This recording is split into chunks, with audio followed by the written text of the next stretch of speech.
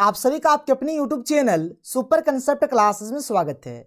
और आज की इस वीडियो में हम लोग क्लास 10th सोशल साइंस के मॉडल सेट 4 के कंप्लीट सॉल्यूशन को देखने वाले हैं।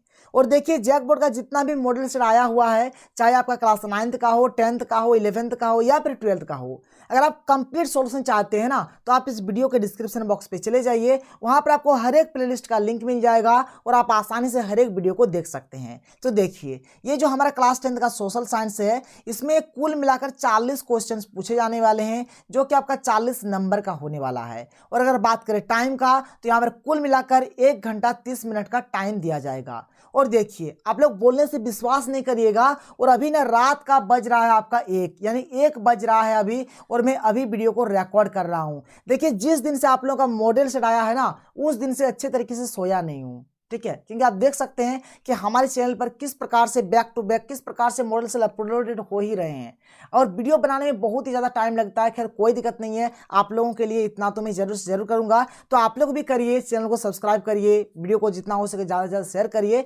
बहुत करिए थोड़ा बहुत, ठीक है। इसमें आप लोग को पैसा वगैरह कुछ भी नहीं लगता है। तो चलिए स्टार्ट करते हैं। और ये जो सेट 4 है, इसमें हर एक क्वेश्चन को बहुत ही अच्छे तरीके से समझेंगे, आपको बिल्कुल भी टेंशन नहीं लेना है। तो देखिए हमारे पास जो पहला क्वेश्चन है क्या है कि ऐसी सरकार या शासन व्यवस्था जिसकी सत्ता पर किसी प्रकार का कोई अंकुश नहीं होता कहा जाता है। देखिए किसी भी प्रकार का कोई अंकुश नहीं होगा तो उसे हम लोग बोलेंगे निरंकुशवाद। क्या बोलेंगे? निरंकुशवाद। और ऐसे भी आप देख सकते हैं यहाँ पर अंकुश का बात हो रही है, यानी कुश है। देखिए यहाँ पर ये जो ऑप्शन है इसमें आपका कुश है, तो यही ऑप्शन आपका सही हो जाएगा, ऑप्शन नंबर क इसका सही होगा। क्लियर है। क्वेश्चन नंबर 2 क्या है? देखिए कि मतदान के अधिकार को क्या कहा जाता है? तो इसे हम लोग कहते हैं मताधिकार। क्या बोलते हैं? मताधिकार। मत माने मतदान और अधिकार यहाँ पर एक्चुअल में अधिकार है। तो मत मतलब क्या?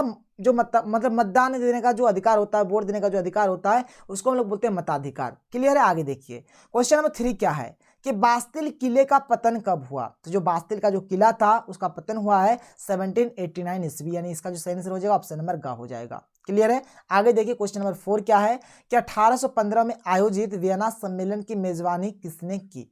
ठीक है, बहुत ही अच्छा क्वेश्चन है। क्वेश्चन नंबर 4 का जो आपका सही आंसर हो जाएगा ऑप्शन नंबर घ, यानी कि मैटरनिक ने किया था। कौन क्या था? मैटरनिक ने किया था। क्वेश्चन नंबर 5 क्या है कि लिब्रे क्या था? फ्रांसीसी मुद्रा, फ्रांसीसी कानून, फ्रांसीसी शासन व्यवस्था या फिर फ्रांस में प्रचलित कर व्यवस्था? तो इसका सही आंसर हो जाएगा ऑप्शन नंबर क, यानी फ्रांसीसी मुद्रा।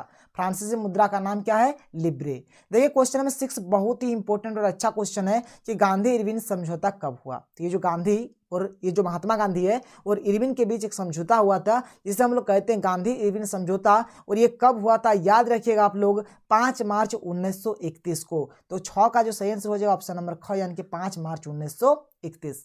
क्लियर है। 6 का सही क्या हो गया? ऑप्शन नंबर ख हो गया। आगे देखिए अगला क्वेश्चन क्या है आपका यहाँ पर।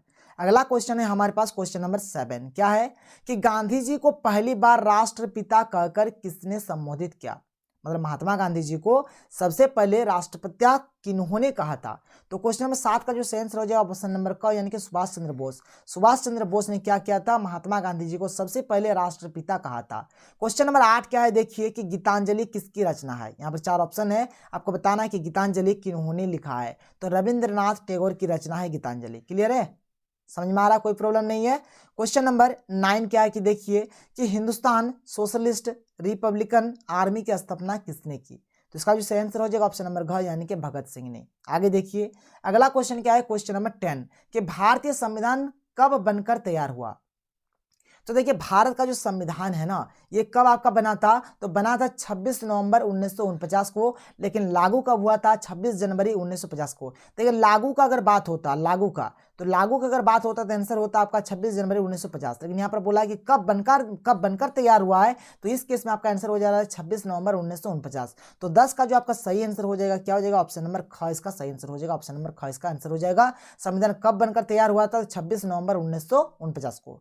क्वेश्चन नंबर 11 क्या है कि आपके घर में एक दूध देने वाली गाय है, आप इसे किस तरह का संसाधन मानते हैं? यहाँ पे 4 ऑप्शन है, जैव, अजैव, राष्ट्रीय और सामुदायिक।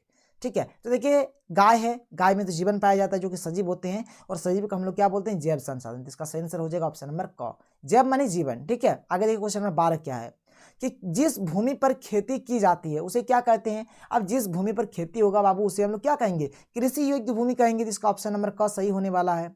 क्लियर है। आगे देखिए क्वेश्चन नंबर 13 क्या है यहाँ पर कि बांगर और खादर किस मिट्टी के प्रकार है, तो जलोढ़ मिट्टी, ठीक है। और पूर्वी तट का जो नदी डेल्टा होता है उसमें जलोढ़ मिट्टी पाई जाती है, जलोढ़ मृदाएं पाई जाती है, और इसी को हम लोग क्या बोलते हैं, बांगर और खादर बोलते हैं। क्वेश्चन नंबर 14 क्या है कि संयुक्त वन प्रबंधन की 1988 में औपचारिक शुरुआत किस राज्य से हुई, केरल, झारखंड, ओडिशा या फिर बिहार। और ये जो क्वेश्चन है ये आपके लिए होमवर्क है, ठीक है। इसका आंसर आपको बताना है कमेंट सेक्शन पे, ठीक है। क्वेश्चन नंबर 14 का आंसर आपको बताना है कमेंट सेक्शन पे, कमेंट करके कि इसका सही आंसर क्या होगा। आगे देखिए अगला क्वेश्चन क्या है, क्वेश्चन नंबर 15 कि वन विभाग के अनुसार कुल वन क्षेत्र का 1/3 हिस्सा किस वन का है। बात समझ में आ रहा है। देखिए वन विभाग के अनुसार अगर बात करें तो जितना भी हमारा वन है, टोटल जो वन है उसका 1/3 हिस्सा किसका है, अब वर्गीकृत वन का, रक्षित वन का, आरक्षित वन का या फिर अन्य वन। तो क्वेश्चन नंबर 15 का सही आंसर हो जाएगा ऑप्शन नंबर ख यानी कि रक्षित वन का। क्लियर है। आगे देखिए क्वेश्चन नंबर 16 क्या है कि भारत के 5% धनी लोग कितने प्रतिशत गरीब लोगों के बराबर संसाधन उपभोग करते हैं, तो 25%, ठीक है। इसका सही आंसर हो जाएगा 25%, यानी जो बड़े बड़े लोग हैं ना, जो भारत का 5% जो धनी लोग हैं उन लोग क्या करते हैं, गरीब का 25% संसाधन खुद यूज कर देता है। क्वेश्चन नंबर 17 क्या है कि पश्चिमी राजस्थान में वर्षा जल संग्रहण की रीति किस कारण से कम हो रही है। ऑप्शन है कि वर्षा नियमित होने से, इंदिरा गांधी नहर से, बारहमासी जल सुविधा से, भूमिगत जलस्तर में कमी हो जाने से या फिर इनमें से कोई नहीं। तो इसका जो सही आंसर हो जाएगा ऑप्शन नंबर ख हो जाएगा। और यही क्वेश्चन आपको मॉडल सेट 5 में आगे मिलेगा, जब आप मॉडल सेट 5 पढ़ेंगे ना तो मॉडल सेट 5 में भी यही क्वेश्चन दिया गया है। तो यहाँ पर जो सही आंसर हो जाएगा 17 का क्या हो जाएगा, ख हो जाएगा। क्लियर है, कोई प्रॉब्लम नहीं है। आगे देखिए क्वेश्चन 18 क्या है कि सिंचाई ने कई क्षेत्रों में निम्नलिखित में से किसे परिवर्तित कर दिया, फसल प्रतिरूप, वन प्रतिरूप, मछली पालन या फिर इनमें से कोई नहीं। तो 18 का सही आंसर हो जाएगा ऑप्शन नंबर क यानी कि फसल प्रतिरूप। देखिए दिन प्रतिदिन क्या हो रहा है, जो सिंचाई का जो मतलब प्रोसेस है ये दिन प्रतिदिन डेवलप होते जा रहा है, विकसित होते जा रहा है, बहुत प्रकार का मतलब नया नया टेक्नोलॉजी निकल रहा है। तो बस यही सब चीज़ें यहाँ पर आप देख सकते हैं। क्वेश्चन नंबर 19 क्या है कि प्रचुर मात्रा में जल उपलब्ध होने के बावजूद जल दुर्लभता कैसे होती है। तो औद्योगिक कचरों और रसायनों से जल की गुणवत्ता में कमी होना, अत्यधिक प्रयोग से जल की मात्रा में कमी होना, जल की मात्रा में वृद्धि होना, इनमें से कोई नहीं। तो जल की मात्रा में वृद्धि होने से कभी भी तो जल दुर्लभता थोड़े ना होगा, तो ये तो ऑप्शन होगा नहीं। देखिए यहाँ पर कुछ मात्रा तक यानी कि कुछ हद तक ये ऑप्शन भी आपका सही है और ये ऑप्शन भी आपका सही है। आप देख सकते हैं कि अगर हम लोग अत्यधिक अगर जल का यूज करेंगे तो जल की कमी तो होना ही है, ये निश्चित बात है। और एक्चुअल में इसका जो सही आंसर होगा ऑप्शन नंबर का होगा, क्योंकि देखिए ये जो है ना ये ऑप्शन बहुत ही अच्छा है। क्यों है, देखिए यहाँ पर एक्चुअल में क्या क्या जा रहा है आजकल कि जो हमारा जल है, पहला बात तो देखिए जल का वितरण असमान है, ये तो अलग बात है। लेकिन जो भी जल है ना, जो भी कूड़ा कचरा जो भी होता है फैक्ट्री से, जो भी चीज़ निकलता है, जो भी रसायन होता है, हर एक चीज़ को पानी में बहा दिया जाता है, जल में बहा दिया जाता है, जिससे मतलब जल रहते हुए भी हम लोग जल का यूज नहीं कर पाते हैं। तो यहाँ पर बोल सकते हैं देखिए यहाँ पर क ख दोनों मतलब ये जो ख है ना ये भी कुछ मात्रा में आपका सही हो रहा है, ऐसा बात नहीं है। तो यहाँ पर 19 का क मारिए, कोई दिक्कत नहीं, आप मार सकते हैं। क्वेश्चन नंबर 20 क्या है देखिए कि नदियों पर बांध बनाने से क्या नहीं होता है। अगर आप नदी पे बांध बनाएंगे, डैम बनाएंगे तो क्या नहीं होगा। तो जलाशय की तली में तलछट का जमा हो जाता है, ये तो बिल्कुल बात सही है, तो होता है। जलीय जीवों के भोजन में कमी हो जाती है, ये भी बात सही है। वनस्पति और खेत जल में डूब जाते हैं, बिल्कुल सही बात है। सूर्य ग्रहण होता है, देखिए अब यहाँ पर बांध अगर आप डैम बनाते हैं तो इसका आप बताइए, इसका अब क्या मतलब यहाँ पर सूर्य ग्रहण से इसका क्या कनेक्शन है, किसी भी प्रकार कोई कनेक्शन नहीं है। तो 20 का जो सही आंसर हो जाएगा ऑप्शन नंबर क्या हो जाएगा, घ हो जाएगा। क्लियर है, कोई दिक्कत नहीं। चलिए आगे देखिए। आगे देखिए क्वेश्चन नंबर 21 क्या है कि यूएनडीपी के अनुसार किसी देश के विकास को आंकने का आधार निम्नलिखित में से कौन सा है। देखिए अगर एक्चुअल में कहा जाए जो वर्ल्ड बैंक होते हैं यानी कि विश्व बैंक होते हैं, उसके अकॉर्डिंग अगर देखा जाए तो जो देश होता है हमारा, देश जो विकास कर रहा है कि नहीं कर रहा है, जो देखने का जो मापदंड होता है क्या होता है, प्रति व्यक्ति आय होता है या फिर लोगों की शिक्षा का स्तर होता है या फिर लोगों का स्वास्थ्य स्तर होता है या फिर उपरोक्त सभी। तो देखिए हर एक चीज होना चाहिए, प्रति व्यक्ति आय भी ठीक ठाक होना चाहिए, लोगों का जो शिक्षा का जो स्तर है मतलब हर एक लोग क्या होने चाहिए, शिक्षित होने चाहिए, लोगों का जो स्वास्थ्य का जो स्तर है वो भी ठीक ठाक होना चाहिए। इसलिए इसका जो सही आंसर हो जाएगा ऑप्शन नंबर क्या हो जाएगा, घ हो जाएगा। क्वेश्चन नंबर 22 क्या है देखिए यहाँ पर क्वेश्चन नंबर 22 देख लेते हैं कि विश्व बैंक की विश्व विकास रिपोर्ट 2017 के अनुसार कि वे देश जिनकी प्रति व्यक्ति आय $12,056 प्रति वर्ष या उससे अधिक है वे समृद्ध देश है, बात सही है, वे विकसित देश है, ठीक है। वे देश जिनकी प्रति व्यक्ति आय $995 प्रति वर्ष या उससे कम है तो ये निम्न आय वाले देश है। तो इसका जो सही आंसर हो जाएगा क भी होगा, ख भी होगा, मतलब यहाँ पर बोलेंगे ऑप्शन नंबर ग जो है इसका सही आंसर हो जाएगा। क्लियर है।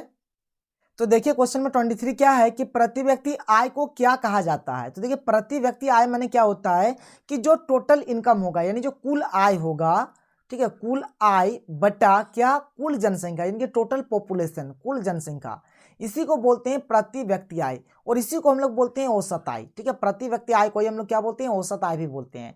क्योंकि यहाँ पे देखिए जो होगा ना, यहाँ पर एवरेज इनकम ही तो निकाला जा रहा है ना, यानी औसत आय ही तो निकाला जा रहा है। तो ये जो क्वेश्चन नंबर 23 है इसका सही आंसर हो जाएगा आपका ऑप्शन नंबर का हो जाएगा। आगे देखिए क्वेश्चन नंबर 24 क्या है आपका यहाँ पर कि इनमें से कौन भावी पीढ़ी के कल्याण को परिभाषित करती है।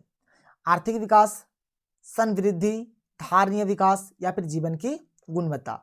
तो ये जो क्वेश्चन नंबर 24 है इसका सही आंसर हो जाएगा ऑप्शन नंबर ग यानी कि धारणीय विकास। क्लियर है, कोई प्रॉब्लम नहीं है। आगे देखिए क्वेश्चन नंबर 25 क्या है कि सेवा क्षेत्र में इनमें से किस तरह की गतिविधियां शामिल है। सेवा क्षेत्र का बात हो रहा है, तो देखिए सेवा क्षेत्र में हमारे क्या होता है, परिवहन होता है, संचार होता है, बैंकिंग होता है। तो इसका सही आंसर हो जाएगा ऑप्शन नंबर ग हो जाएगा। आगे देखिए क्वेश्चन नंबर 26 क्या है कि जीडीपी का विस्तारित रूप निम्न में से कौन सा है। देखिए जीडीपी को हम लोग बोलते हैं सकल घरेलू उत्पाद। तो इसका सही आंसर हो जाएगा ऑप्शन नंबर ख यानी कि सकल घरेलू उत्पाद। ठीक है, क्वेश्चन नंबर 27 क्या है, देखिए कि नरेगा, जिसको हम लोग मनरेगा भी बोलते हैं या फिर इसको हम लोग बोलते हैं कि राष्ट्रीय ग्रामीण रोजगार गारंटी अधिनियम, ये जो 2005 में लागू हुआ था, के अनुसार सरकार द्वारा गारंटीकृत रोजगार के दिनों की संख्या कितनी है, तो 100 दिन है। मतलब 100 दिन तक आपको यहाँ पर काम मिलता है। अगर काम सरकार नहीं दे पाता तो आपको बेरोजगारी भत्ता मिलेगा। क्वेश्चन नंबर 28 क्या है कि सवेतन छुट्टी का प्रावधान किस क्षेत्र में होता है। तो आपको ये देखिए यहाँ पर छुट्टी भी मिलेगा और आपको वेतन भी मिलेगा। तो कब होता है, तो जब आप सरकारी नौकरी करेंगे तो यानी संगठित क्षेत्र में ये चीज होता है। तो 28 का जो सही आंसर हो जाएगा ऑप्शन नंबर ख हो जाएगा। आगे देखिए क्वेश्चन नंबर 29 क्या है आपका कि अल्प बेरोजगारी उस अवस्था में पाई जाती है जब लोग क्या होते हैं, सुस्त ढंग से कार्य कर रहे हैं या फिर उनके कार्य के लिए भुगतान नहीं किया जाता है। ठीक है, या फिर अपनी कार्य क्षमता से कम कार्य कर रहे होते या फिर कार्य करना नहीं चाहते। तो क्वेश्चन नंबर 29 का जो आपका सही आंसर हो जाएगा क्या हो जाएगा, ऑप्शन नंबर ग हो जाएगा, यानी कि अपनी कार्य क्षमता से कम कार्य कर रहे होते हैं। बात समझ में आ रहा है, कोई प्रॉब्लम नहीं है। आगे देखिए क्वेश्चन नंबर 30 क्या है यानी कि 30 क्या है कि उत्पादन और उपभोक्ता के बीच संबंध कौन स्थापित करता है। तो ऑप्शन नंबर ग यानी कि तृतीय क्षेत्र, जिसको हम लोग सेवा क्षेत्र भी बोलते हैं। आगे देखिए क्वेश्चन नंबर 31 क्या है कि नियंत्रण एवं संतुलन की व्यवस्था का संबंध सत्ता की साझेदारी की निम्न में से किस रूप से है। सत्ता का क्षैतिज वितरण, सत्ता का ऊर्ध्वाधर वितरण, सत्ता का विभिन्न समूहों के बीच वितरण, सत्ता का दबाव समूहों के एवं आंदोलनों की गतिविधियों के मध्य वितरण। तो इसका जो सही आंसर हो जाएगा ऑप्शन नंबर क यानी कि सत्ता का क्षैतिज वितरण। 31 का क्या हो जाएगा, ऑप्शन नंबर क हो जाएगा। 32 देखिए क्या है कि 7 आकर संघ बनाने का उदाहरण निम्न में से कौन देश है। तो इसका हो जाएगा संयुक्त राज्य अमेरिका यानी कि यूएसए यानी कि United state of America. Clear है। आगे देखिए क्वेश्चन नंबर 33 क्या है कि भारत में विकेंद्रीकरण के तहत कई ग्राम पंचायतों को मिलाकर किसका गठन होता है। जिला परिषद का या फिर ग्राम सभा का या फिर नगर पालिका का या फिर पंचायत समिति का। तो क्वेश्चन नंबर 33 का जो सही आंसर हो जाएगा ऑप्शन नंबर घ यानी कि पंचायत समिति का। क्लियर है, कोई दिक्कत नहीं है। आगे देखिए क्वेश्चन नंबर 34 क्या है कि सत्ता का विकेंद्रीकरण में निम्न में कौन शामिल है। केंद्र सरकार, राज्य सरकार, केंद्र सरकार राज्य सरकार, केंद्र सरकार राज्य सरकार, स्थानीय सरकार। तो देखिए यहाँ पर हर एक कोई शामिल है। इसका जो आंसर हो जाएगा ऑप्शन नंबर घ इसका सही हो जाएगा। क्वेश्चन नंबर 35 क्या है कि नगर निगम के प्रधान को क्या कहते हैं। तो नगर निगम का जो प्रधान होता है उसे हम लोग कहते हैं मेयर। क्या कहते हैं, मेयर कहते हैं। क्वेश्चन नंबर 36 क्या है कि बोलिविया की सरकार ने कोचबम्बा शहर में जलापूर्ति का अधिकार किसे बेच दिया था। तो किसे बेच दिया था, तो 36 का जो सही आंसर हो जाएगा ऑप्शन नंबर ग यानी कि बहुराष्ट्रीय कंपनी को बेच दिया था। 37 क्या है कि निम्न में से कौन असत्य है। कौन असत्य है आपको ये चीज बताना है। ठीक है, क्या है कि दबाव समूह आंदोलन अपने लक्ष्य के लिए जनता का समर्थन हासिल करने की कोशिश करते हैं। बिल्कुल बात सही है, कोई दिक्कत वाली बात नहीं है। आगे देखिए ऑप्शन नंबर ख क्या है कि आंदोलन कभी राजनीतिक दल का रूप नहीं लेते हैं। ठीक है, आंदोलन जो है कभी भी राजनीतिक दल का रूप नहीं लेते हैं, ये भी सही है।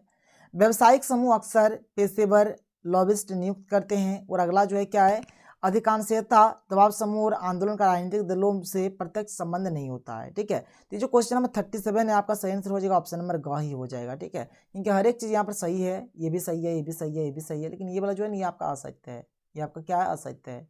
ठीक है, चलिए आगे देखते हैं। क्वेश्चन 38 क्या है कि भारत में केंद्र में गठबंधन सरकार की शुरुआत किस दशक से प्रारंभ हुई।